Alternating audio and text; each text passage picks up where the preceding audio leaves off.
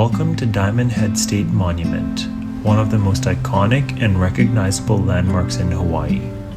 This volcanic tuff cone last erupted around 300,000 years ago, and today it stands as a symbol of the natural beauty and rich history of the island. The hike to the summit is a popular activity for visitors, and it's easy to see why. The trail is just under a mile long and takes about an hour to complete. It's considered moderate in difficulty, but the views from the top are truly breathtaking.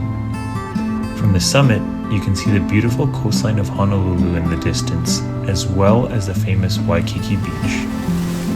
Whether you're a nature lover, a history buff, or just looking for a fun outdoor activity, Diamond Head State Monument is a must-see destination on your visit to Hawaii.